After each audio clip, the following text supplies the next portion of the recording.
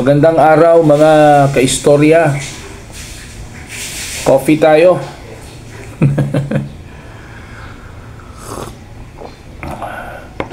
Welcome sa Mag-Istorya sa Info Vlogs. Bagong gising, bagong ligo. Kasing init ng kape na iniinom ko ngayon ang ating pag-uusapan mga kaistorya. But before that, kung ikaw ay bago pa lang sa aking YouTube channel, please subscribe. Kung ikaw naman nanonood sa aking Facebook account or TikTok account, please follow and help me grow my subscriber by sharing it to your friends, doing some likes and comments, mga kaistorya. At meron lang akong request, pakisuyo. Kung ikaw ay naghahanap ng mga magagandang dress, apparel, bag, shoes for women, trendy, classy, affordable, you can visit the Facebook account of my wife, nasa screen.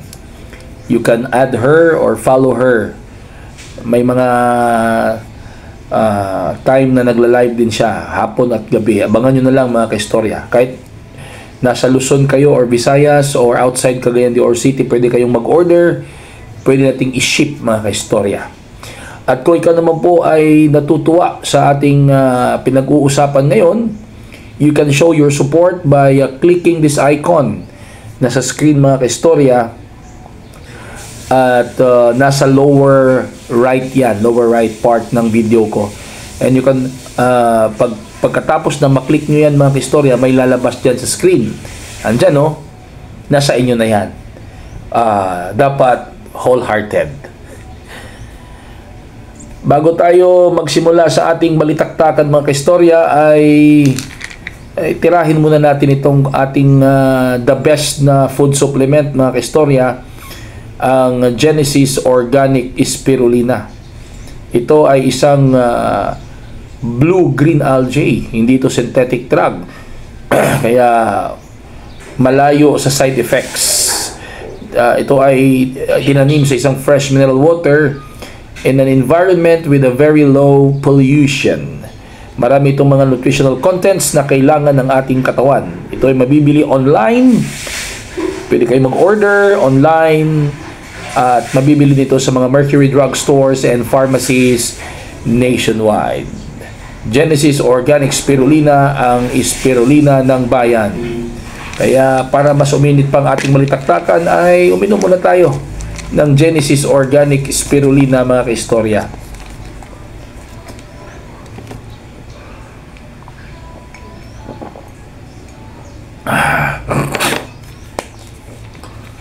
Genesis Organic Spirulina, ang dekalidad na spirulina ng bayan. Dito na tayo sa ating balitaktakan mga kaistorya. Kahapon ay isang mainit na pangyayari ang naganap. Bago mag-recess ang Congress, ay inaprubahan ng House of Representatives ang impeachment case laban kay Vice President Sara Duterte. Nasa mga 200 plus out of 300 na mga kongresista ang pumirma para i-impeach ang Vice President mga kaistorya. Ano mangyayari nito? Let's simplify para maunawaan ng lahat. Ngayon, dahil napirmahan na ng mga kongresista, majority, kasi kailangan lang dyan 1/3 pero more than 1/3 votes ang bumoto to impeach VP Sara, nasa mga kamay na ng ating mga senador ang second stage. Napirmahan na, aprobado na sa lower house ang impeachment ni Vice President Sara Duterte. Ang kasunod niyan mga kaistorya ay impeachment trial. Ang magiging mga hurado niyan ay ang mga senador at ang magiging mga prosecutors niyan ay yung mga pili na mga kongresista na mention kahapon. Hindi ko na ibabanggitin kasi para hindi tayo mag-aksaya ng panahon. Kaya lang may catch may catch na nangyari Inaprubahan ng lower house ang impeachment case ni VP Sara 2 days before the recess of the Congress. Ang recess kasi ng Congress, mga kaistorya, ay ngayong February 8. Ano ibig sabihin ng recess o recess? Paano ba i-pronounce yan? Recess o recess? Ano mangyayari ngayon? February 8, recess na ng Congress. So, ibig sabihin, wala ng session. Kapag kasi sinasabing Congress, baka isipin nyo, congressman lang yan. Hindi. Ang Congress kasi ay binubuo ng lower house, yung House of Representatives at yung Senate. So, ibig sabihin, sa February 8, recess na ng Senate at ng lower house. So, hindi mo na sila magtatrabaho sa session. Wala mo ng session na mangyayari. Lalong-lalo na February 11, magsisimula na ang campaign period ng mga public, ng mga politiko. Mga kampanya muna sila bago yung impeachment trial na yan, mga kaistorya. Lalong-lalo na nag-move, no? Nag-file ng motion si Congressman Villanueva, si Senador Villanueva na mag-recess, recess muna Senate at mag-resume ang session June 2 this year, June 2, 2025.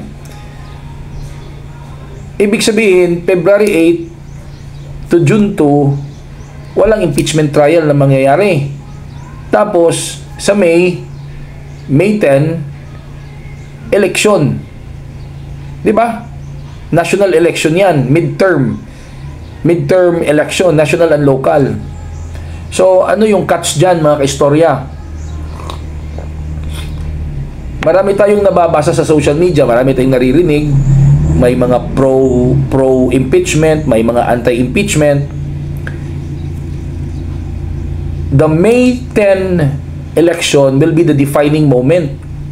Ito talaga ang defining moment kung ano talaga ang totoong boses ng sambayan ng Pilipino. Kung ang sambayan ng Pilipino ba ay gustong ma-impeach si VP Sara or ayaw nilang ma-impeach si VP Sara. Why did I say that yun ang defining moment, yung May 10 election? Kasi alam naman natin na ang impeachment, it is a political process. 'Di ba? Kasi yun nga yun ngang pag-impeach kay VP Sara pinagdebatihan pa ba sa Congress? Hindi 'Di ba? Anong ginawa? They just got the signature votes. Wala nang debate kung meron bang probable cause or wala. They just got the signature votes, tapos they got more than 1/3, kaya ipinasa doon sa Senate. So, whether we like it or not, iba yung impeachment, iba yung impeachment case, iba din yung criminal case dyan sa korte. Kasi yung sa korte kasi, presenting of evidences yan before magbigay ang judge ng verdict na guilty beyond reasonable doubt. Base yan sa bigat ng ebidensya. Impeachment case kasi, mga kaistorya, at the end of the day, butuhan pa rin yan.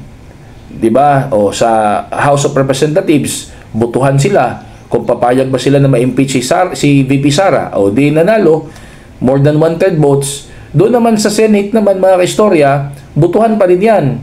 At the end of the day, kahit anong debate na mangyayari, kahit anong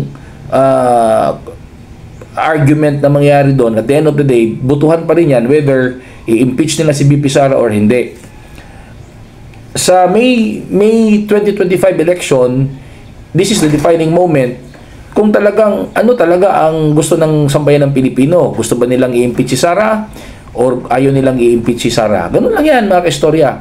Identified naman sa mga kumakandidato ngayon sa eleksyon kung sino ang ito real talk na tayo. Identified naman sa mga kandidato, identified sa mga politiko kung sino yung pro Duterte at sino yung anti Duterte. Di ba? Identified naman yon. Alam naman natin. O ganito na lang. Yung tumatakbo under PDP, of course, pro Duterte yon. Yung tumatakbo naman under BBM's party, anti Duterte yon. Yun na yun, mga istorya. Ngayon, Pagdating sa election, dito natin malalaman kung ano talaga ang gusto ng sambayan ng Pilipino. Kung nais ng sambayan ng Pilipino talaga na ma-impeach si Sara Duterte, kung ayaw na ng mga Pilipino, ayaw na ng mga Pilipino sa mga Duterte, malalaman yan sa midterm election kasi ang mananalo niyan majority BBM's candidates. Ganun lang yan, mga istorya. Mula national hanggang sa local. Lahat ng mga national candidates at local candidates na under sa endorsement, under sa partido ni President Bongbong Marcos Jr., majority sa kanila mananalo. Kung ang gusto ng sambayan ng Pilipino ay matanggal na si VP Sara. Kung ang majority ng mga Pilipino ay anti-Duterte na, makikita yan sa resulta ng eleksyon this May. Kung ayaw na nila sa mga Duterte, gusto na nilang mawala ang Duterte sa Pilipinas, sa political landscape, mananalo lahat yan, mga BBM yan, mula senador hanggang sa mga mayor na under sa partido ni PBBM. Pero kung kabaligtaran naman nangyayari, mga kastorya, kung ayaw naman ng sambayan ng Pilipino ang mga nangyayari ngayon, kung ang sambayan ng Pilipino naman ay ayaw ma-impeach si VP Sara, kung ang sambayan ng Pilipino naman ay pro Duterte, ay makikita din yan sa resulta ng eleksyon. Lahat ng mga hindi pumirma sa impeachment, mananalo yan, marireelect. Pero lahat naman ng pumirma para impeach si VP Sara, hindi na makakabalik sa Kongreso yan. Ganun lang yan, mga istorya. At lahat ng mga identified na anti-Duterte candidates, hindi yan mananalo sa eleksyon. Nakuha nyo, mga istorya. Mula senatorial hanggang local election, lahat ng mga identified na PBBM candidates at lahat ng mga identified na anti-Duterte candidates, lahat ng identified na pro-impeachment candidates, hindi mananalo sa eleksyon kung ang nais talaga ng sambayan ng Pilipino ay ayaw ma-impeach si VP Sara. Kaya, mga kastorya, relax lang kayo dyan, chill lang kayo, mga kastorya. Hintayin natin ang resulta ng May 2025 election because as what I have said, that will be the defining moment. Doon talaga natin malalaman kung ano ang pulso ng sambayan ng Pilipino. Yung kasing survey, okay man yun. Kaya lang, hindi man marami yung respondents, di ba? Out of million ng mga botante, ilan lang ang kanilang na-survey, nasa mga 2,000 lang naman eh. So medyo may gray area doon. Pero itong election na ito, dito talaga malalaman, mga istorya, kung ano talaga ang pulso ng bayan. Ano talaga ang gusto ng bayan. I will summarize it, mga kaistorya. Kung gusto ng sambayan ng Pilipino na mawala na ang mga Duterte sa political landscape at gusto nilang ma-impeach si VP Sara, majority ng mga mananalo are under President Bongbong Marcos Jr.'s party. Kuha nyo? Lahat ng mga pumirma ng mga congressmen doon sa impeachment, mananalo lahat yon. Kung ang gusto ng mga Pilipino ay mawala ng mga Duterte at ma-impeach si Sara.